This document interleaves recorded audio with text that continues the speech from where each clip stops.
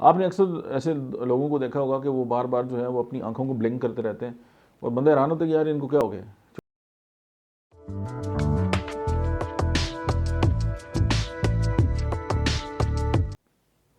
बिस्मिल्लाहिर्रहमानिर्रहीम, अस्सलाम वालेकुम। मेरा नाम डॉक्टर अहमद इजाज़ है और मैं सिविल होमियो क्लिनिक से बड़वाल से आपसे मुखातब हूँ।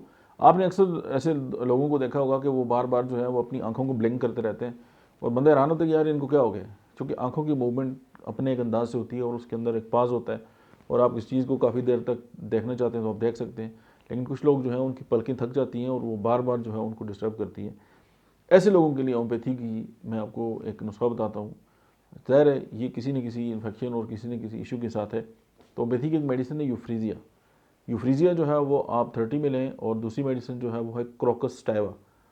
तो क्रोकस स्टैवा और जो यूफ्रीजिया है, इन दोनों को आप 30 में लें।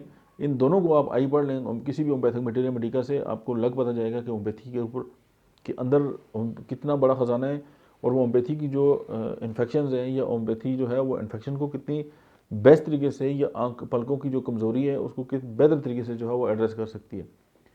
आप इसको आजमाएं और फिर हमें इस वीडियो के नीचे कमेंट्स में बताएं जी कि आपको इस वीडियो से क्या फ़ायदा हुआ। मिलते हैं नेक्स्ट वीडियो में। That's it. तब तक आप देखते रहिए डॉक्टर अहमद इजाज़ ऑफिशियल।